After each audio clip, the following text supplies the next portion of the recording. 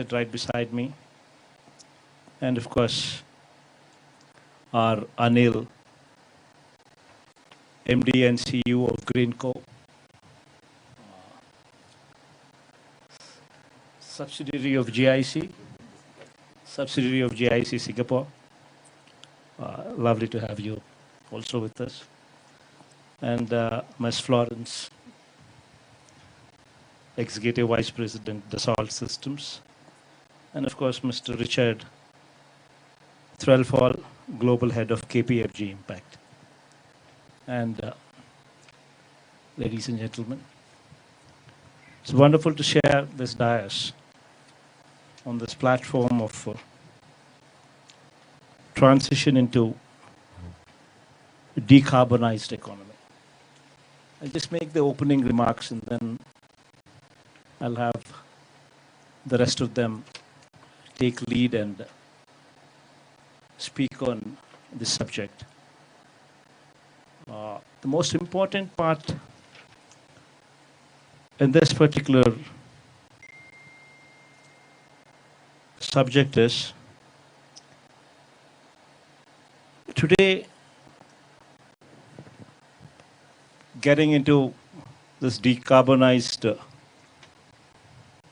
mechanism is the need of the hour.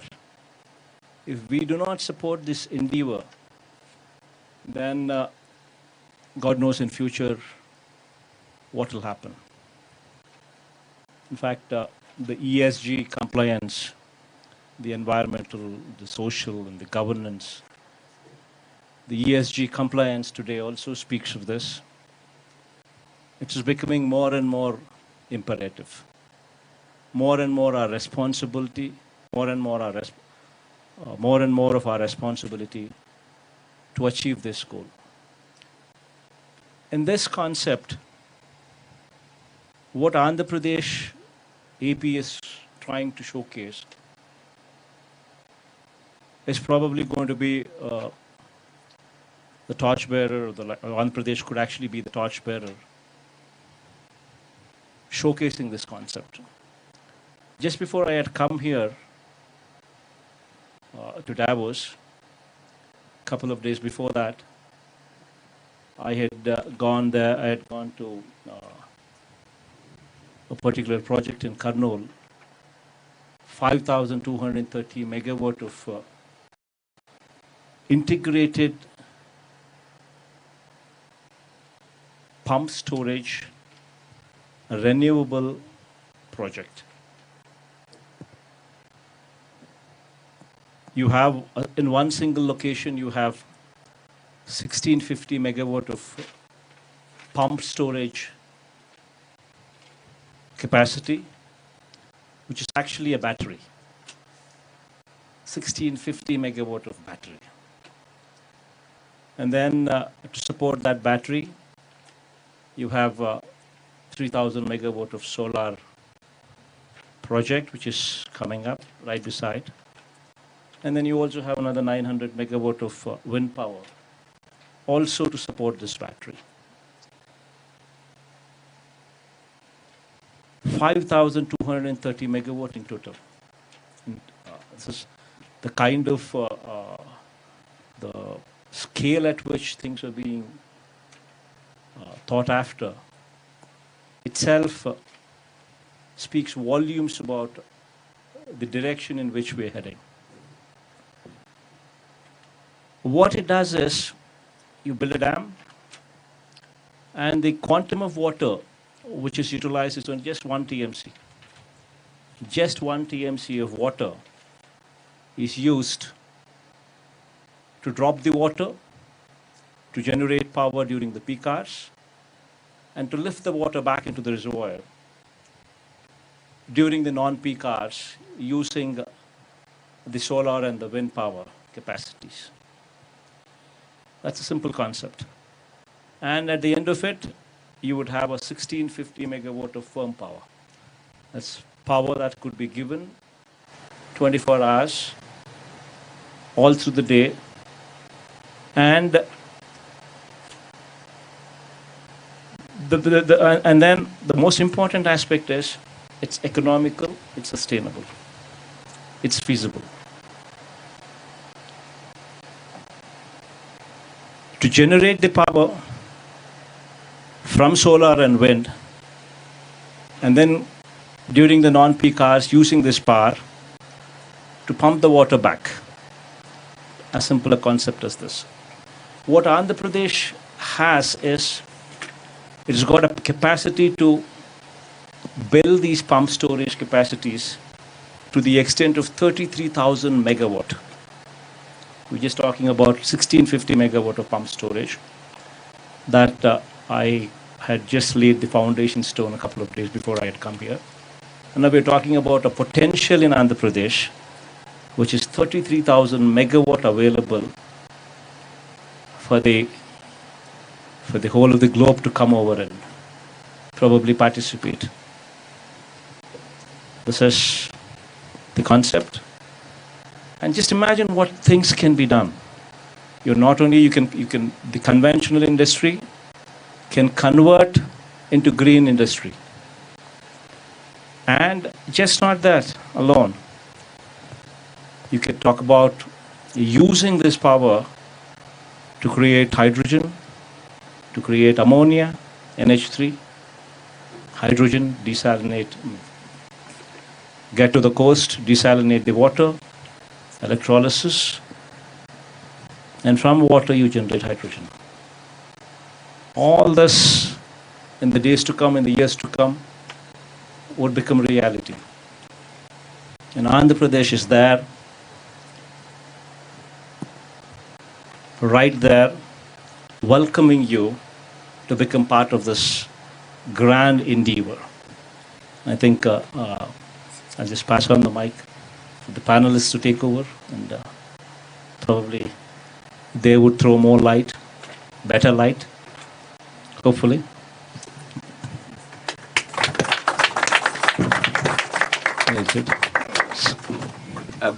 Thank you very much, sir. May I just invite us all to just concentrate our minds for a moment. In 7 years, 1 month and 28 days from today, what happens? What is predicted to happen in 7 years, 1 month, 28 days from today? I shall tell you, on the current trajectory of the world's carbon emissions, that is the point at which the world is predicted to cross the 1.5 degrees threshold of global warming over pre-industrial levels. And amongst the effects of that include 1.7 billion of the world's populations being exposed to the sort of extreme heat temperatures that India has suffered over the last month. And it also is the starting point of the world losing control of the ability to manage climate change. So we don't have much time, and I really welcome the fact that we have this panel discussion to talk about what we are collectively able to do and what in particular can be done in the state of Andhra Pradesh, but also to tie it in, as you've said, sir, to the opportunity for jobs, the opportunity to build a green economy. And therefore it is something that, whilst maybe the end point could scare us if we don't act, in the meantime I think we should be super excited about what we can achieve. So if I can now move into the panel discussion, what I'm hoping to do, time may prohibit it, what I'm hoping to do is that we can have a discussion about the decarbonisation policy journey of India generally, and take that back to the state. I might start with your good self, Avatar, to kick us off on that. I want to get in specifically into the topic of green hydrogen, where I know a number of the members of the panel have something to contribute as one of the leading technology opportunities in the space.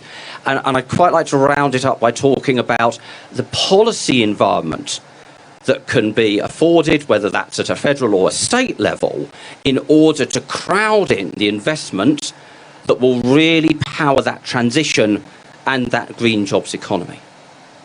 So that's the plan. We'll see if we stick to it, and if there's any time at all, we'll come to some questions in the audience too. So Avatar, if I may start with you, Avatar. Prime Minister Modi has talked about this plan to reduce by 1 billion tonnes the carbon emissions from India by 2030. Now, I don't know what percentage that represents, but it's a huge chunk of what the world needs to do. And can you just paint for us a picture, if you may, about the sort of the totality of India's commitment to decarbonisation and the key levers that the Indian government is trying to pull to accelerate that journey? So, India is not responsible for the carbonization in the world. India's per capita consumption has been extremely low. But India will have to be the only country in the world, and probably the first country in the world, to industrialize without carbonization. Our perspective is that this is not a challenge. This is a massive opportunity. And the challenge is that India is producing renewables at about 2.7 cents per kilowatt hour. That is about roughly 1 rupee 99 paisa per kilowatt hour. It is the only country in the world which has met its NDC targets, which were committed at COP21. None of the G20 countries achieved it other than India. The challenge is that India must bring down the cost of renewable from 2.7 cents per kilowatt hour to almost its half, that is 1.35 cents per kilowatt hour. Then crack water, produce green hydrogen, and become the center of the world for green hydrogen. The cost of green hydrogen is roughly around $4 to $4.25 per kilogram. Our challenge is to bring it down to about roughly $2.25 to $2.5 per kilogram by 2025 and bring it down to $1 per kilogram by 2030. This would mean that you keep enhancing your renewables to massive scales at lower prices, because in the cost of green hydrogen, 70% is renewable, 10% is the cost of electrolyzer, 20% is the balance of plant. Therefore, if you keep doing renewables, you will end up with the duck curve, which is what California faced. Its power grid could not manage so much of renewables. So you have to do 24/7 green power. And the best methodology for that is that what the Honorable Chief Minister in his very dynamic fashion said, that you have wind, you have solar, you have pump storage, and then use that to crack and produce green hydrogen, which will be the cheapest form of green hydrogen. Now what Andhra has done, 1650 megawatt of pump storage with solar and wind, is the biggest of its kind in the world. And if Andhra is able to do this to 23,000 megawatt, that means that India will become the center of decarbonization in the world. And that is what Andhra holds a model for the rest of the world in terms of decarbonizing your economy. Decarbonization cannot happen with just electric mobility. It cannot happen unless and until we understand that electricity is just 18% of energy. 82% of energy is hard to abate sectors. It's refinery, it's steel plants, it's fertilizer, it's long distance transport. They cannot run on electricity. If it's renewable energy, they can't run on electricity. They run on, grey hydrogen, or they run on fossil fuels, or they run on coal. So you have to make 82% of your energy, which is hard to abate sector, green. And the hard to abate sector can only be made green with green hydrogen. And that is the challenge before the world. Well, what has the International Shipping Organization said? 50% of shipping must go green. What has Japan said? I'm going to be the biggest importer of ammonia. What has Europe said? That we'll put border taxes by 2026. So whether we like it or not, fertilizer will have to go the ammonia route. Steel will have to go the green route. Shipping will have to go the green route. What is the answer to that in the world? That's green hydrogen. And that is where Andhra has taken the leadership under the leadership of the Honorable Chief Minister. And that is what a lesson for the rest of the Indian states and for the rest of the world. And that is how you decarbonize your economy and decarbonize the world. Amitabh, well said, very powerfully said, and I completely agree. This is on behalf not just of the state and India, but for the world, because that green hydrogen economy is a critical part of it, and we'll circle back to that. But you just described steel as one of the hard-to-abate sectors, so it's rather fortunate that we have a spokesperson for the world's most successful steel as well as mining industry. Aditya, can I understand, first of all, do you want to just give us what's the pathway that specifically ArcelorMittal is taking in terms of decarbonisation? And you must be running lots and lots of different initiatives. Maybe you can tease out the one or two that you think are the most promising in terms of driving that transition.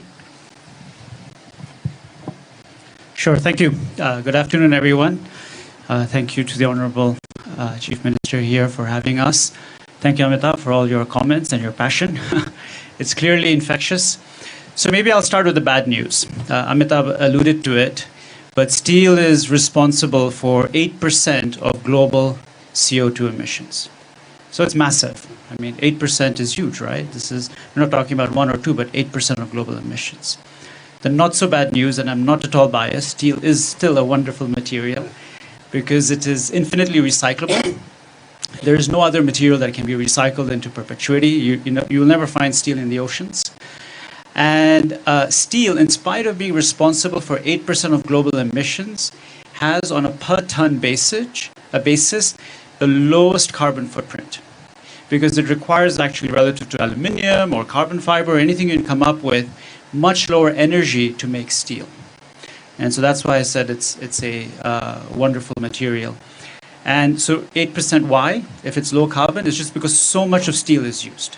So much of steel is used in anything you see, whether it's your car or this building or your washing machine or even your champagne bottle, the cork is made from wire of steel. The good news is that steel has a way to decarbonize, and we can make green steel. And at ArcelorMittal, we're selling green steel as of today. We're selling about 60,000 tons of green steel in Europe.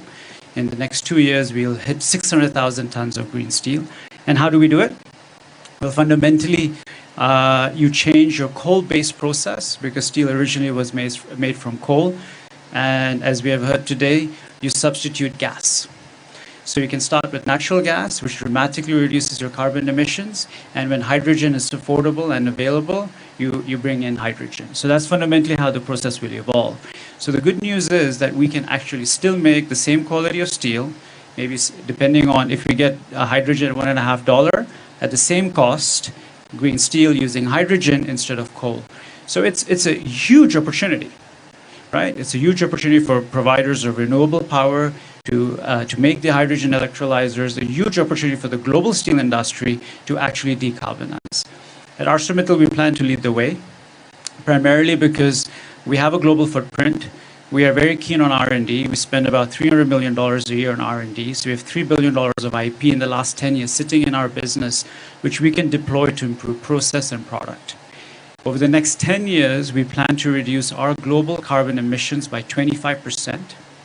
Through an investment of $10 billion.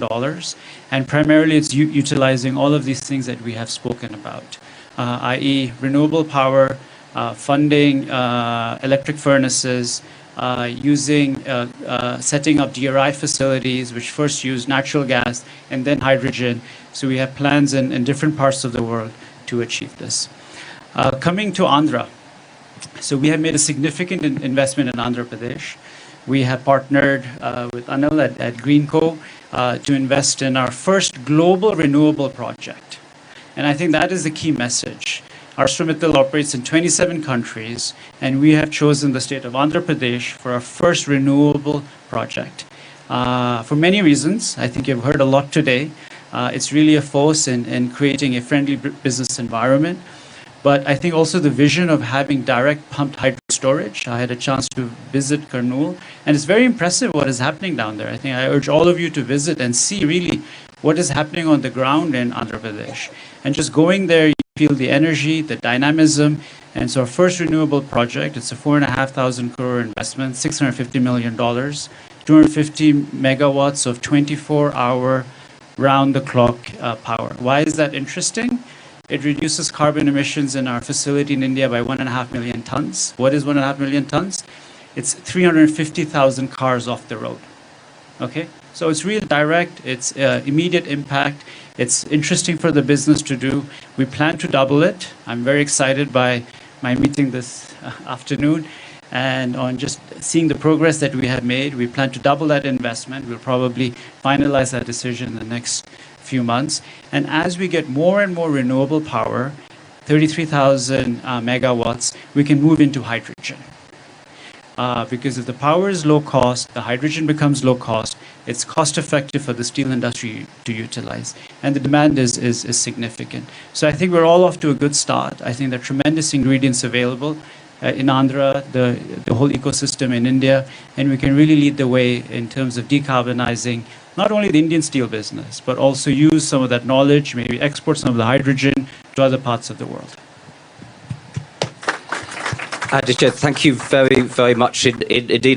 This takes us logically to you, because the story we've just heard is that renewable energy is the underpinning of so much else. We need renewable energy for the direct drawing of electricity in order to be able to transition away from coal and gas power stations. But we also need it to be able to convert to hydrogen, which then becomes a storage mechanism, which is critically important to be able to overcome intermittency in renewable assets. And then we need it, for example, to create ammonia, which then drives the fertilizer industry, which goes into agriculture and shipping and so on. So it's all underpinned by the very thing that Greenco is investing in. So tell us what you are going to do to help save the world. Hi. Thanks, Richard, and good afternoon, everyone, ladies and gentlemen. I would say we are a little over a decade-old company as a Greenco. We had a very modest start. From the day one onwards, we've always been trying to develop renewables with the grid parity. And we always came up with some innovative thought process. How do we make the energy available at the right pricing, right location, and how do we move this green electron? To start with, initially says we had a small hydros which we built in a cascading manner, which made the whole hydro energy available much cheaper at the time comparing with the thermals. And later we developed a large-scale wind farms and brought down the actually in GEs and Gameshas to do them the localization, and created in long-distance transmission lines to unlock the medium wind speed sites, and made sure that we gave a long-term agreements to the GEs and Gameshas and made them to manufacture in India and bring in the lower costs. Later stage, we developed a hybrid wind and solar sites to unlock the better value creation and brought down the price of the hybrid renewables sub 4 rupee levels and 3 rupee levels down the line. Understanding the whole energy available at such a low cost, how do we make them available round the clock and make them to be in journeying towards peak hour management?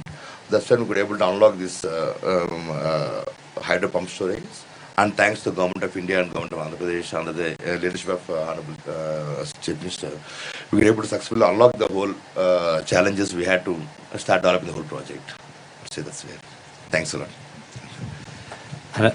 And thank you very much indeed. So Florence, Dassault Systems is a leading software business, and a huge amount of your design and manufacturing software goes into the sorts of industries that we're talking about here. How do you see this from your perspective? I also know you're very active in the States. Definitely, and thank you very much, Mr. Chief Minister, for inviting me to this panel. What do we do at Dassault Systèmes? We are basically a software company that is doing virtual twin. And why are virtual twin interesting?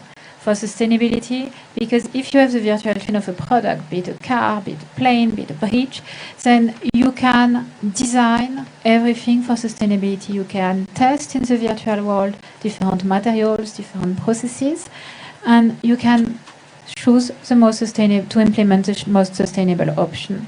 In the beginning of last year, we released a study with Accenture that shows that if we apply virtual twin to 5 use cases in car, high-tech, pharmaceutical industry, consumer good, and transportation, then we could save 7.5 gigaton of CO2 by 2030, which is the equivalent of 1 year of emission of the transportation industry. So it's big. And why is it big? Because basically 80% of the impact of a product is decided at the design phase. So if you optimize at the design phase for sustainability, you can totally change the game. So that's what we are doing with our Indian partners in India, and we are very lucky to be working in Andhra Pradesh, and it's very efficient. We've seen amazing projects here on electric vehicles, two wheels or 4 wheels electric vehicle, but also example in consumer good, in packaging companies, and we think it's a massive disruption when it comes to make the world and the industry more sustainable. Thank you very much, Florence. So we actually have plenty of time. So I'd like to cycle back and come back to a few of the points that have been made in the opening comments, and we may well have some time for some questions. So if you have a burning question and you want to in a few minutes wave very, very clearly at me, we will try and bring you in. Aditya, I want to come back to something that you referenced to the fact that obviously ArcelorMittal is operating across a number of different jurisdictions, and then you referenced specifically why the attractions of investing in the state of Andhra Pradesh.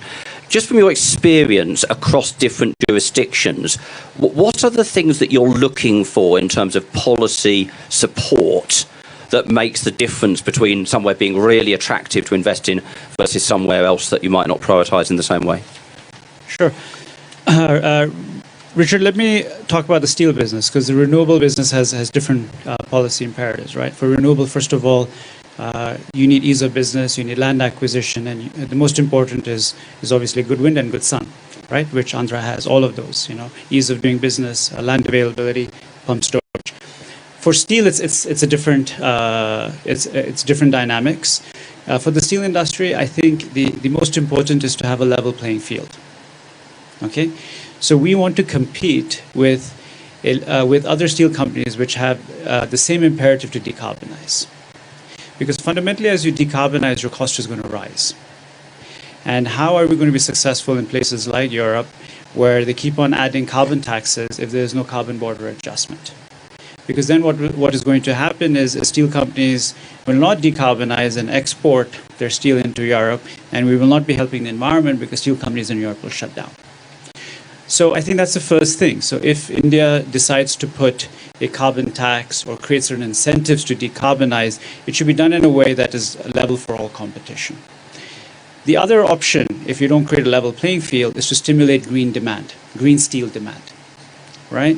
And there are many ways of doing that, through regulatory support. So does automotive need 25% of all their steel? Should it be green? When governments put out bids for infrastructure, is there a mandate that it needs to be made through green steel? So you need market forces to create the demand, because as you heard from me, we have to spend $10 billion, and steel is capital intensive, steel is highly cyclical, steel is not the most profitable business in the world. Without a level playing field, without creating either regulatory support or market forces for demand, it is not obvious for the steel industry to decarbonize. I mean, these technologies are there, but it's not like these technologies were invested last year. They were there 10 years ago, 20 years ago. But fundamentally, moving away from coal to gas or to hydrogen is more expensive. And so what are the incentives or the policy framework to make that feasible?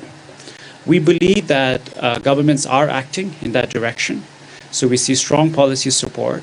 And so if you look at our $10 billion investment, we have already announced $6.5 billion, excluding the renewable in Andhra. And that's really in Spain in France, in Belgium, in Germany as well, and in Canada. We are very impressed with what the Canadian government is doing. And so those are the first 4 jurisdictions in which we have started our decarbonizing journey. That's super. Thank you. Thank you very much. And I spend a huge amount of my time in the company of infrastructure investors. And indeed, in a conversation only last week, which was specifically around the hydrogen economy, the infrastructure investors were saying the challenges here are we don't have a whole market for it yet. So it's isolated investments in different companies and countries, and they're worried about the technology risk still. So the sorts of underpinnings that you're talking about, I think, are really critical. Amitabh, if I can come back to you, I mean, you've had a distinguished career in the Indian civil service. You probably know better than almost anybody how to incentivise things in an economy. What's your reflection on what are those real levers that are going to accelerate and support the sorts of investments that Adish is talking about? So my belief is that companies which do not go digital, which do not go green, will find it very difficult to survive beyond 2026. And actually, if you look at the trend in the last 2-3 years, only companies which have gone digital and gone green, they have attracted valuation, they have attracted investments.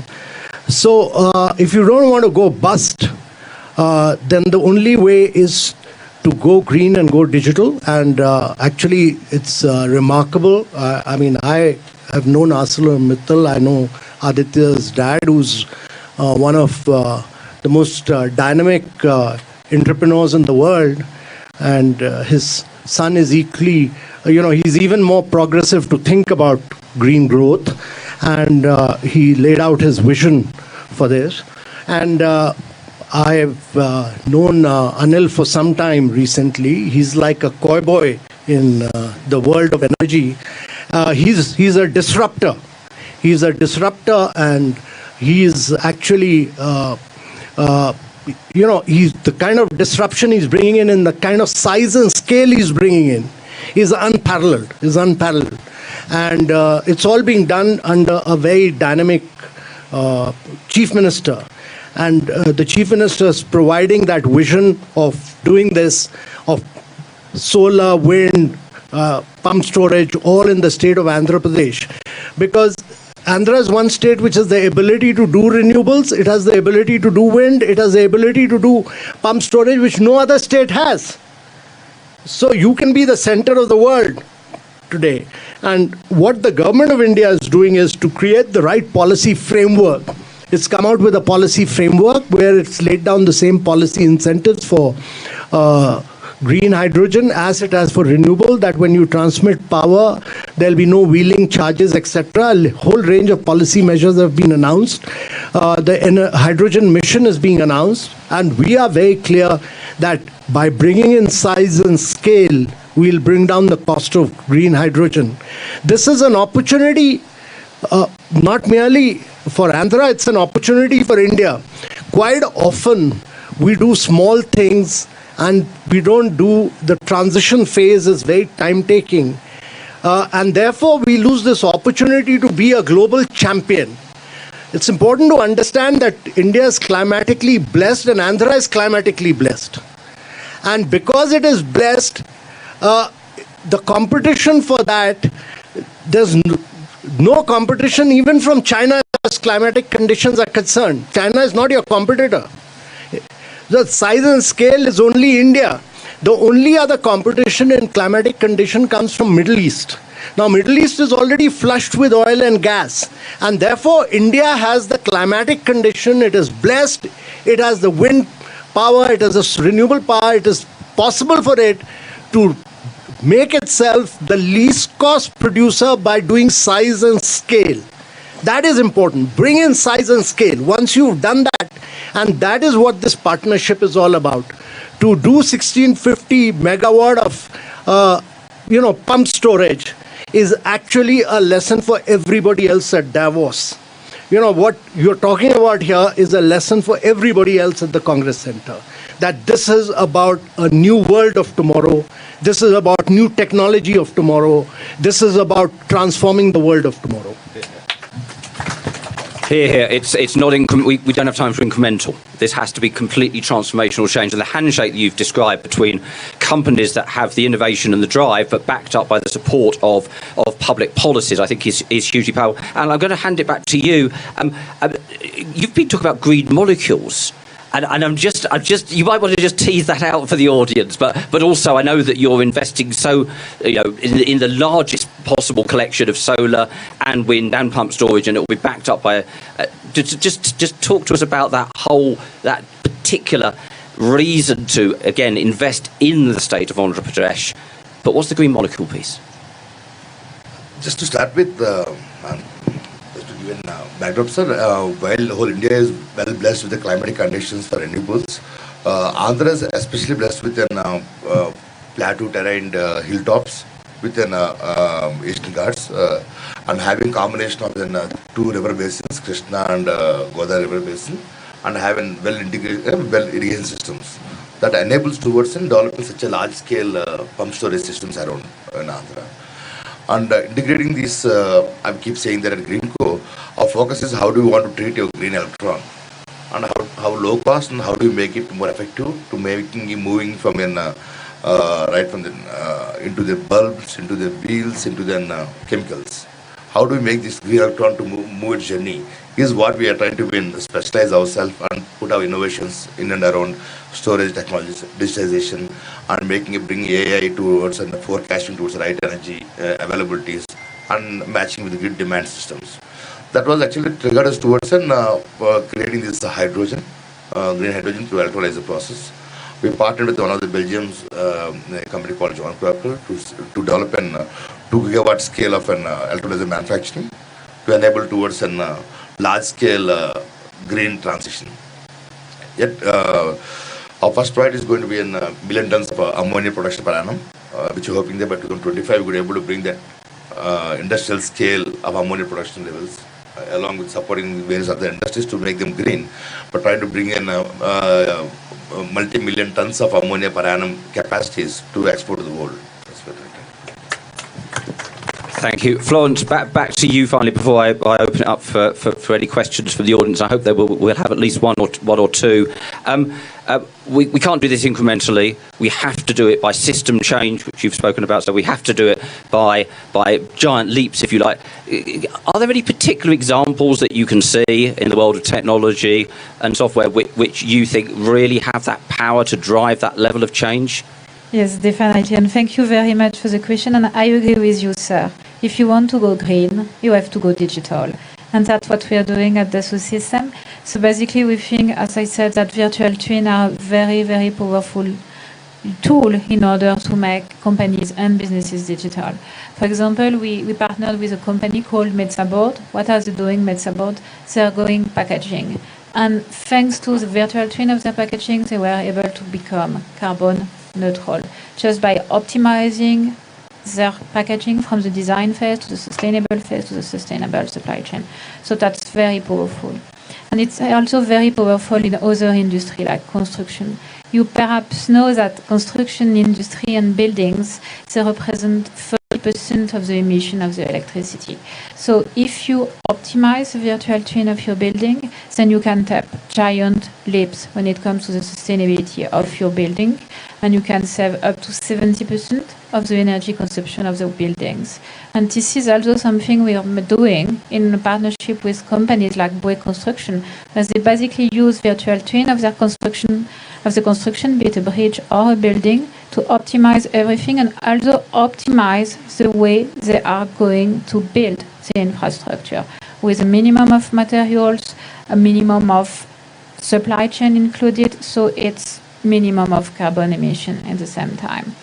And I also think that virtual twin can be super powerful when it comes to include renewable in a territory, because it's not so easy to include renewable. Of course, you have solar and wind, but you also have renewable, battery stored thanks to that can be done, but you have this system to work all together. And we are doing with some very important energy provider, virtual twin of the system of a territory, in order to make sure that with the increase of charging station, with the increase of electricity need in the territory, plus the increase of renewable, you still always have the electricity at the right time for every stakeholders at the territory. And if you do that at the scale of the virtual twin of your territory, you can run thousands of scenarios to make sure that it's always working. So I think these are giant steps when it comes to optimize everything and making a territory more sustainable. Florence, thank you very much indeed. We do have time for a question. Has anybody got a burning question they'd like to ask this part? You, sir, right at the back. And if you can keep it really succinct in terms of your question, that would be super helpful. Thank you very much, Richard. Firstly, may I congratulate GreenCo for an innovative project that you came up with. And thank you, CM, sir, for coming up and encouraging this thing to decarbonize in the state. I'm Aryan Uday, a councillor of Kensington and Chelsea, London. Mr. Mittal, you're one of my constituents. So this is more related to me. I know I was born in Andhra Pradesh. I just want to really request the government and Amitabh Ji to advise the national government not to put more carbon tax on companies that what Mr. Aditya has just raised, because that put more pressure on the companies in terms of running their finances. I sit on the London ULEZ low carbon emission zone, and we've put more taxes on cars that run on diesel vehicles. Nothing much we have achieved, but rather than giving more incentives to companies that could operate and come up with innovative ideas so that gradually they would transition to a decarbonized economy and help more companies produce decarbonized products. So I'll request the Chief Minister of Andhra Pradesh to please consider that, and also Amitabh Ji to advise the Indian government on that. And thank you, Mr. Mittal, for your thing. And GreenCo, Anil sir, thanks for such a great, amazing project. I'm sure this would showcase the entire world to come to Andhra Pradesh. Thank you very much. Thank you very much.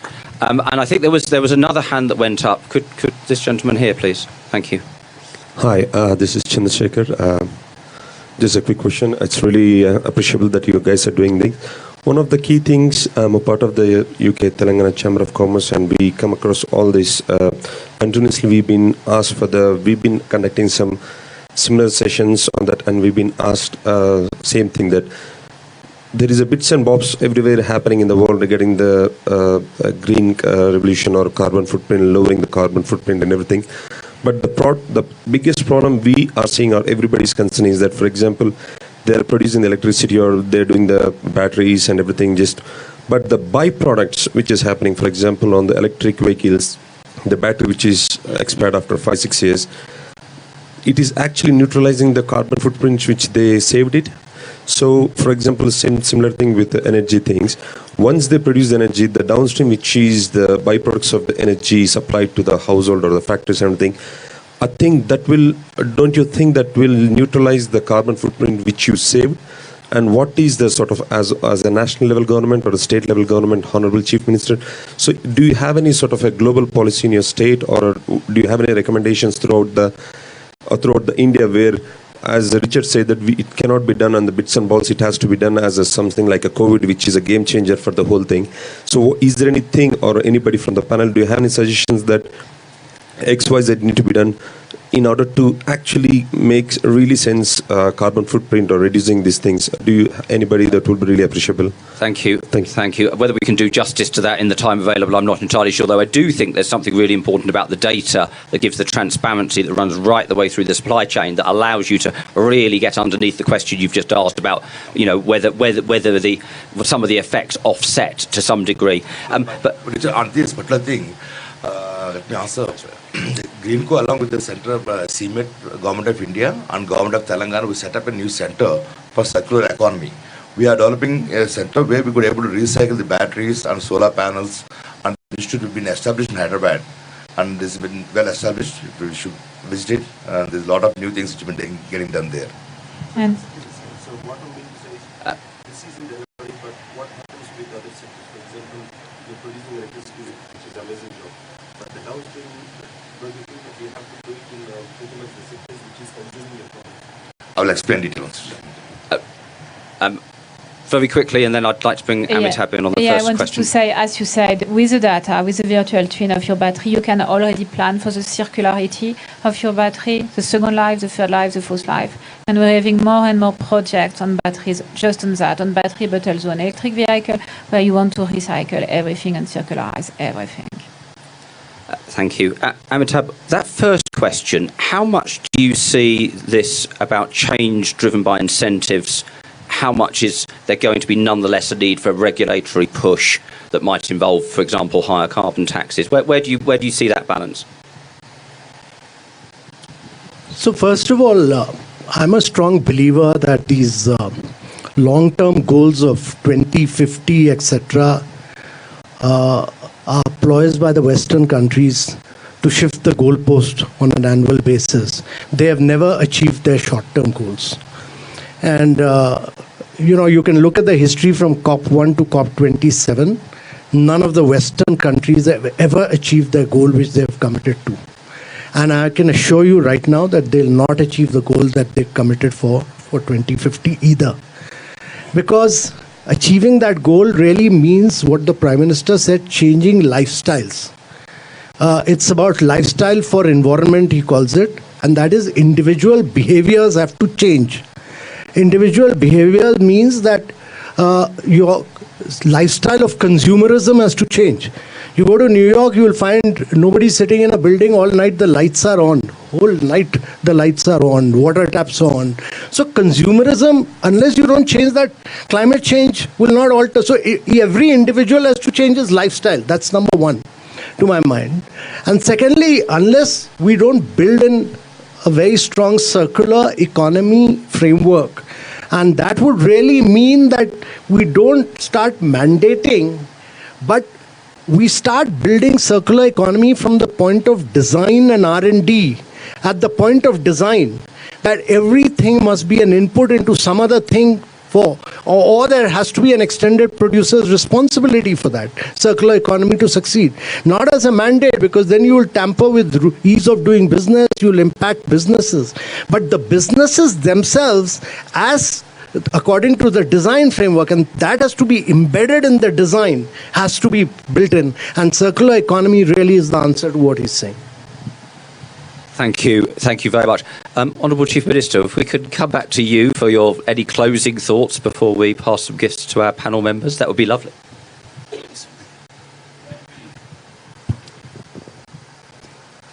In fact, the very fact that we're having a big debate on this, the very fact that we've taken a few steps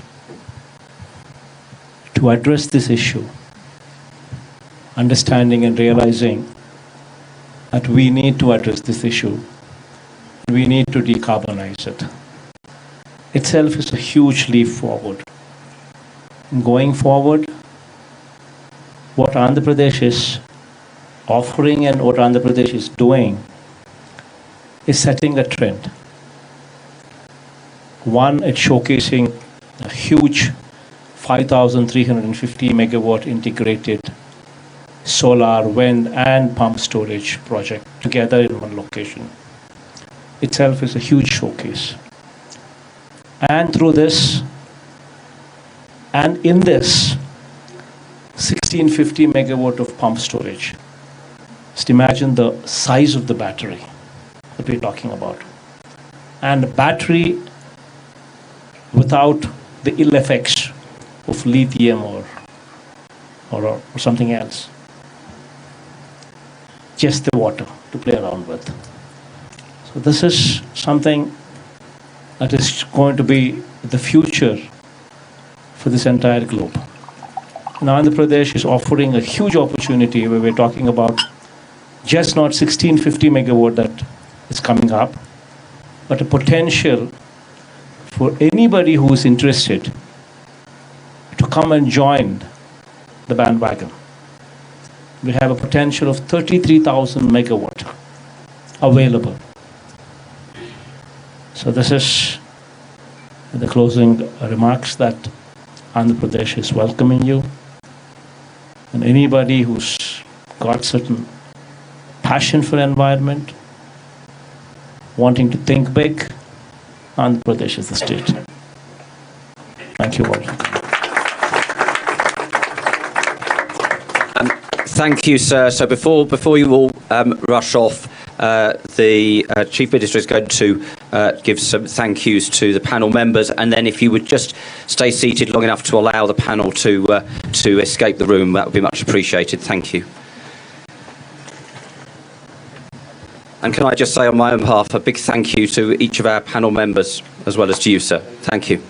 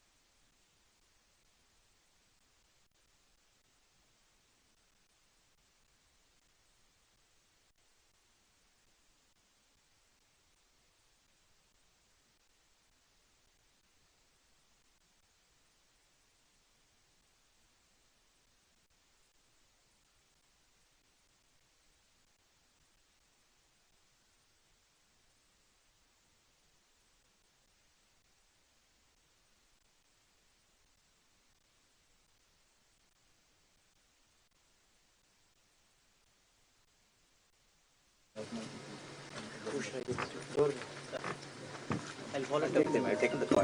We'll follow them.